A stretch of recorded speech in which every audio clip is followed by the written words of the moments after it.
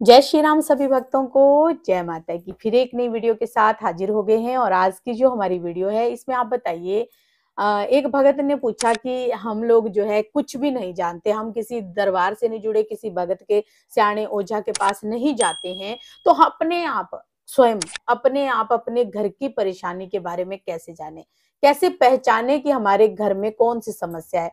तो आज की वीडियो इसी विषय पे है। अगर आप भी परेशान हैं तो अपने आप ही अपने घर में बैठकर जो है समस्या के बारे में जानिए और उसका समाधान कीजिए। चलिए शुरू करते हैं आज की वीडियो। जय श्री राम। जय श्री राम, जय श्री बालाजी महाराज। लाइव सेशन में जरूर जुड़े करो, क्योंकि लाइव सेशन में बहुत सारी बातों का क्लियरनेस हो जाती है और उसमें ये बातें बताई नहीं जाती है, क्योंकि कई बार कोई व्यक्ति कैसा क्वेश्चन है, फिर लोग कहेंगे ज्ञान दे रहे हैं लेकिन हमारे मैसेज को नहीं पढ़ रहे हैं। तो मैंने ये वीडियो सोचा कि आपको पर्सनली ही एक वीडियो ऐसी बनाई जाए जो आपके जीवन को बदल सकती है।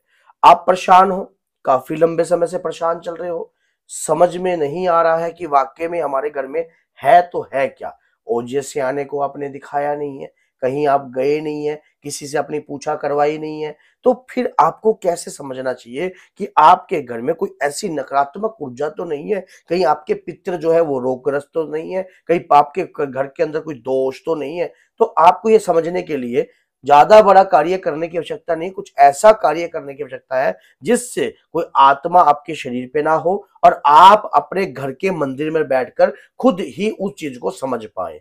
तो क्या करना है, आपने एक 10 रुपए की दरखास्त होती है बालाजी की, हनुमान जी महाराज की दरखास्त लगानी जाती है बाबा के नाम की।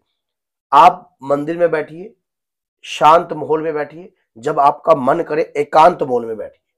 10 रुपए लीजिए, अपने ऊपर से 7 बार वारिए, 7 बार वार कर अपने हनुमान जी महाराज के चरणों में अर्पण कर दीजिए।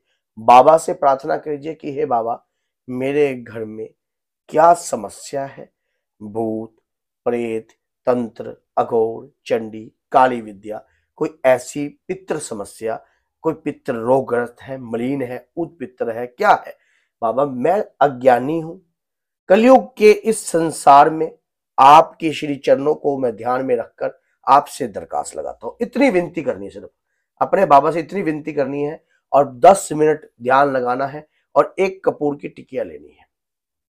कपूर की टिकिया लेनी है, अपने हाथ में ऐसे कपूर की टिकिया ले लीजिए, उसके साथ आप राइट हैंड में लेनी है। राइट हैंड में उसके साथ एक लौंग ले लीजिए और साथ में 2 इलायची ले लीजिए और आपने उस टिकिया को अपने हृदय में ऐसे या मुट्ठी में बंद। इस पॉइंट पर मुट्ठी और बंद। 5-10 मिनट ध्यान लगाकर बैठिए।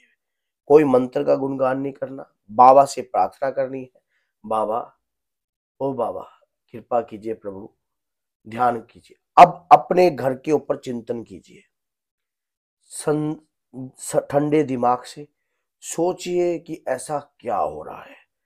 अगर जो हमने सिम्टम्स बताए हैं, आपने जो वीडियो देखी है, अगर वो सिम्टम्स आपके साथ मैच हो रहे हैं तो कहीं ना कहीं आपके घर में नकारात्मक ऊर्जा है, उसको आपको निकलवाना ही पड़ेगा।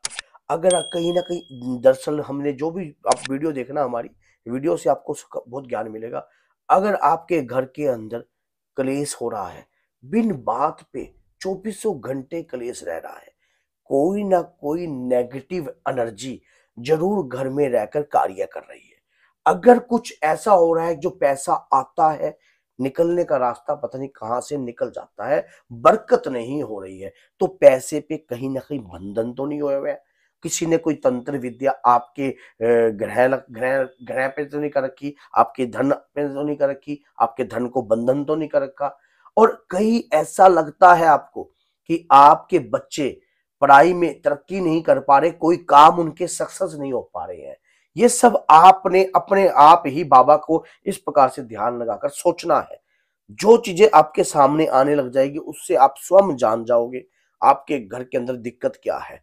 और फिर उस पवन पुत्र से, उस कलयुग के राजा और प्रधान रूप के देवता से गुहार करनी है। हे बाबा, ये कपूर को साक्षी मान रहा हूं, ये लौंग इलायची है, आपको ये मैं अपने ऊपर से वार कर उतारा दे रहा हूं। मेरे बुद्धि को, मेरे विवेक को उज्जवल कीजिए हे पवन पुत्र, मुझे मार्गदर्शन दीजिए। रखकर कपूर के ऊपर प्रज्वलित कर देना। बाबा, एक हफ्ते के अंदर जिस भी शनिवार को आप ये काम करोगे या फिर मंगलवार के काम करोगे, एक हफ्ते के अंदर आपको अपने आप ही रास्ता दिखा देंगे, जिस रास्ते से आपको सही चलना होगा, जो आपके हित में होगा, क्योंकि आपने पवन पुत्र को आगे कर कर चले हो, आपको सफलता तो मिलेगी ही मिलेगी। जब आपने प्रज्वलित कर दिया, उसके बाद आपके अंदर एक शीतलता भी उत्पन्न होगी। और ऐसा भी होता है, कई बार ग्रहों का योग भी होता है, तो इस प्रकार से करने से उसका भी दोष दूर होता है। जब आप वो अपने भी ऊपर से, सामने आ जाएगा। हाँ, जब वो, क्योंकि नष्ट होएगा वो, और जब आप अपने इस प्रकार से वारोगे, इसको एक उतारा कहा जाता है। इससे अगर आपकी बुद्धि के ऊपर बंधन किया होगा, वो भी खत्म होगा। और पवन पुत्र को तो वैसे ही आप याद करके चल रहे हो, जब आप पवन पुत्र को याद करके चलोगे तो आपको रास्ता दिखने लग जाएगा, कहीं ना कहीं जो दिखेगा आपको कि ये रोशनी की किरण मेरी है, ये रोशनी की किरण मेरी है, मुझे समझना चाहिए। वैसे हमने जो वीडियो आप बनाई है, वो वीडियो को ध्यान से देखना, समझना। अगर उस वीडियो के अनुसार आपके घर में जो दिक्कतें हो रही हैं, अगर वो दिक्कतें आपके साथ मैच कर रही हैं, तो आपके घर में नकारात्मक ऊर्जा वास कर रही है।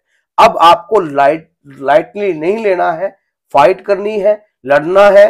हार नहीं सकते हो आप, हार नहीं सकते हो, क्योंकि कोई चीज, क्योंकि आपके पास शरीर है, उनके पास तो शरीर भी नहीं है, वो आपके शरीर को पकड़ती हैं, लेकिन पवन पुत्र की कृपा आपके साथ है, कलयुग के राजा की कृपा आपके साथ है। लड़ने में आपको स्वयं फाइट करनी है, फिर देखना आप इस चीज को कैसे समझते हो और कितनी जल्दी आप इससे लड़ जाते हो और अपनी कृपा को कैसे उदय करते हो। तो बोलिए जय सीताराम, जय श्री बालाजी महाराज। वीडियो अच्छी लगती है तो आगे शेयर भी करना। मैंने वीडियो से पूछा था कि उस समय की रामलला जी की जो मूर्ति है किस प्रकार से बनाई गई थी और कितनी इंच की थी, तो बहुत सारे भक्तों ने अच्छा जवाब दिया। लेकिन किसी ने कहा कि कृष्ण शालीग्राम है, शालीग्राम के पत्थर से वो बनी है, और कृष्ण के मानो नाम पता नहीं क्या दिया था, कृष्ण पत्थर लिखा था कि कईयों ने, तो शालीग्राम को ही वो कहते हैं कि भगवान श्री कृष्ण की पूजा होती है शालीग्राम से, ये भी सही है। तो आप, बहुत अच्छा लगता है कि अगर ऐसे क्वेश्चनों के जवाब देते हैं। अब ऐसा कौन था जो महाभारत नहीं रामायण के अंदर 14 वर्ष तक नहीं सोया था? ये आज का क्वेश्चन है, इसका जवाब देना। ऐसा कौन था जो 14 वर्ष तक नहीं सोया था? वो कौन था? रामायण के अंदर, पूरी रामायण में घुमा लेना अपनी दृष्टि, फिर आपको पता लग गया। और उन्होंने कुछ खाया भी नहीं और वो सोए भी नहीं, उनकी तपस्या चली थी। तो बोलिए जय सीताराम, जय श्री बालाजी।